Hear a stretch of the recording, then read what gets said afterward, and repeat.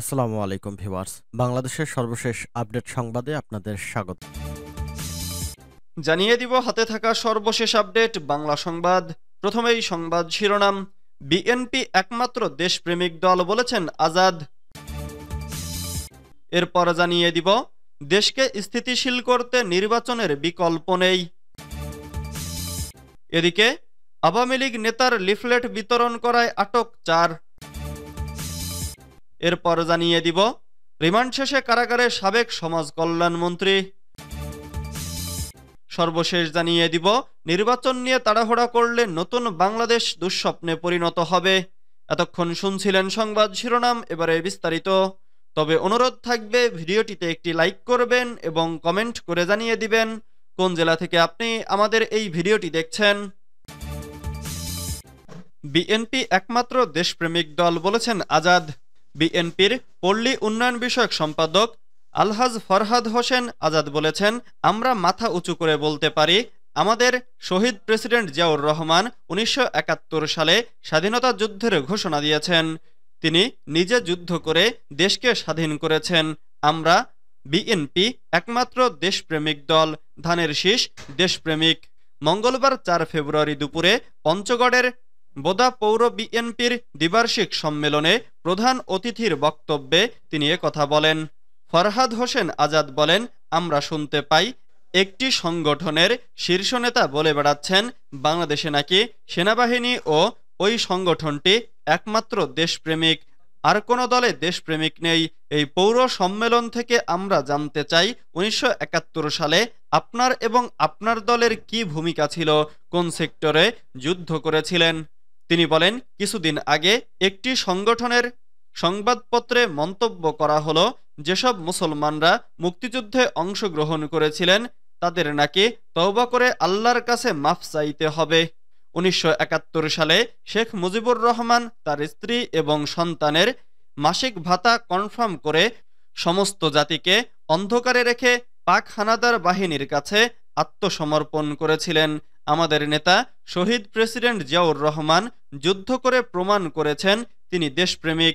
অন্তর্বর্তী সরকারকে উদ্দেশ্য করে আজাদ বলেন, সংস্কার একটি চলমান প্রক্রিয়া। দেশ স্বাধীন হওয়ার 53 বছরে 17 বার সংবিধান সংস্কার হয়েছে। নির্বাচন যত দ্রুত সম্ভব দেওয়ার চেষ্টা করুন। দেশকে স্থিতিশীল করতে নির্বাচনের বিকল্প নেই। দেশকে স্থিতিশীল করতে হলে নির্বাচনের বিকল্প নেই বলে মন্তব্য করেছেন বিএনপির ভাইস চেয়ারম্যান শামসুজ্জামান দুদু।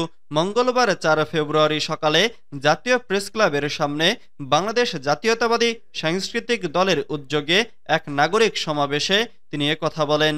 তিনি বলেন, বাংলাদেশের সংস্কারের কথা বলে 6 মাস হয়ে গেছে, কিন্তু এখন পর্যন্ত কোনো দৃশ্যমান অগ্রগতি দেশের জনগণ দেখতে পায়নি। এ সরকারের কথাবার্তায় মনে হচ্ছে সরকার নিরপেক্ষতা বজায় রাখতে ব্যর্থ হচ্ছে। তিনি অবিলম্বে দ্রুত জাতীয় ঐক্যের ভিত্তিতে একটি নির্বাচনী রোডম্যাপ দ্রুত আহ্বান জানান। বিএনপির ভাইস চেয়ারম্যান বলেন, বর্তমান সরকারের দায়িত্ব হলো একটি নির্বাচনী সরকারের হাতে ক্ষমতা হস্তান্তর করে সুন্দরভাবে বিদায় নেওয়া। অবিলম্বে দ্রুত জাতীয় নির্বাচন দিয়ে জনগণের ভোটের অধিকার সহ সব অধিকার ফিরিয়ে দেওয়ার আহ্বান জানান।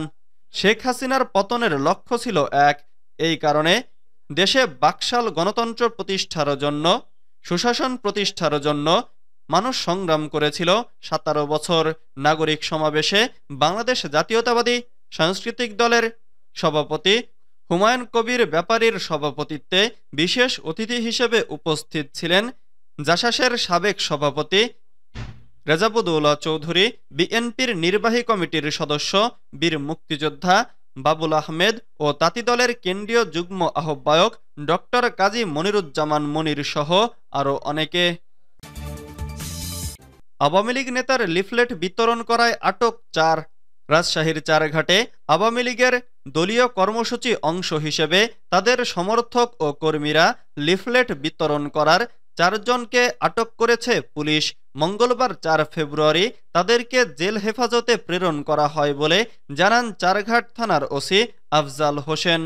থানা সূত্রে জানা যায়, সোমবার 3 ফেব্রুয়ারি দিবাগত রাতে গোপন সংবাদের ভিত্তিতে সাঁড়াশি অভিযান চালিয়ে উপজেলার 16 ইউনিয়নের 1 নম্বর ওয়ার্ডের আওয়ামী লীগের ওয়ার্ড সভাপতি এজাজুল হক সহ 3 জনকে আটক করে থানা।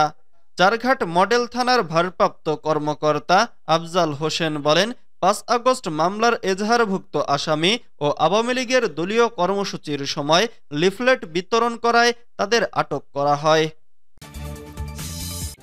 রিমান্ড শেষে কারাগারে সাবেক কল্যাণমন্ত্রী।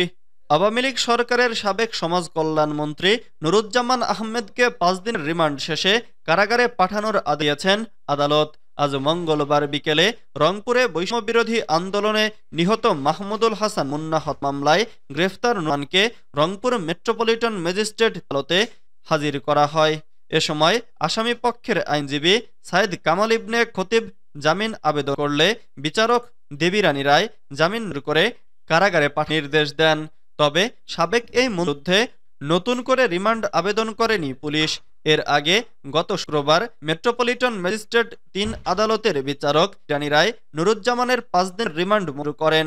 সাবেক স্ত্রীকে গত রংপুর নগরীর সেন্ট্রাল রোডের পোস্ট অফিসের গলিতে তার এক আত্মীয়ের বাসা থেকে গ্রেফতার করা হয়। 5 আগস্টের পর থেকে তিনি ওই বাড়িতেই আত্মগোপন করেছিলেন বলে জানা গেছে। নুরুজ্জামান আহমেদ লালমনিরহাট 2 আসনের ছিলেন। তিনি 2015 সালে সমাজকল্যাণ মন্ত্রী ও 2019 সালে সমাজকল্যাণ মন্ত্রীর দায়িত্ব পান। 7 জানুয়ারি দ্বাদশ জাতীয় সংসদ নির্বাচনে পুনরায় সংসদ হন। নির্বাচন নিয়ে তাড়াহুড়া করলে নতুন বাংলাদেশ দুঃস্বপ্নে পরিণত হবে। আসন্ন নির্বাচন নিয়ে কোনো ধরনের তাড়াহুড়া করলে নতুন বাংলাদেশের স্বপ্ন দুঃস্বপ্নে পরিণত হবে বলে মন্তব্য করেছেন গণমুক্তি জোটের সভাপতি ডক্টর শাহরিয়ার ইফতেখার ফুয়াদ। তিনি বলেন, সংস্কার কার্যক্রম পরিচালনার শেষ দেখার জন্য আমাদের ধৈর্য সহকারে অপেক্ষা হবে। যদি আমরা সংস্কার কার্যক্রমে যথাযথ সহযোগিতা করতে ব্যর্থ হই, তাহলে সংস্কার কার্যক্রমে মানুষ যে নতুন বাংলাদেশের ছিল তা দুঃসহ হবে। এমনকি নির্বাচনের নামে আবার সবাই কোনো খেলায় মেতে উঠবে। মঙ্গলবার 4 ফেব্রুয়ারি বেলা 11:30টায় জাতীয় প্রেস ক্লাবে আয়োজিত শাসন ব্যবস্থায় গুণগত পরিবর্তন ও নির্বাচন শীর্ষক এক সভায় ধারণাপত্র উপস্থাপনের সময় এ মন্তব্য করেন। ডক্টর শাহরিয়ার ইফতেখার ফুয়াদ বলেন, জুলাই গণঅভ্যুত্থানের পর বাংলাদেশে প্রফেসর ডক্টর মোহাম্মদ ইউনূসের নেতৃত্বে একটি নিরপেক্ষ অন্তর্বর্তীকালীন সরকার গড়েছে। দেশের গণমানুষের আকাঙ্ক্ষার আলোকে এই অন্তর্বর্তীকালীন সরকার ব্যাপক সংস্কারের জন্য সংস্কার কমিশন গঠন করেন। প্রায় সবগুলো কমিশন তাদের রিপোর্ট দিল, তা এখনো চূড়ান্ত হয়নি। তিনি বলেন, সংস্কার কার্যক্রম নিয়ে দেশের মধ্যে উৎসাহের কমতি নেই। একটি রক্তস্নাত অভ্যুত্থানের পরে দেশের মানুষের মনে পরিবর্তনের আকাঙ্ক্ষা ব্যাপকভাবে সৃষ্টি হয়েছে। পাশাপাশি দেশের সাধারণ মানুষের মনে বর্তমান সরকারের ভবিষ্যৎ সাফল্য নিয়ে উদ্বেগ উৎকণ্ঠার অন্ত নেই। মানুষের মনে এখন নানা প্রশ্ন। বর্তমান সরকার সংস্কার কার্যক্রম পরিচালনায় সফল হবে কিনা, বিশ্বে আমরা মর্যাদাশীল জাতি হিসেবে মাথা উঁচু করে দাঁড়াতে পারবো কিনা, পরবর্তী নির্বাচনের মাধ্যমে আমরা একটা সুস্থ গণতান্ত্রিক পরিবেশে ফিরে যেতে পারবো কিনা, এসব প্রশ্ন মানুষের মনে বারবার ঘুরে আসছে।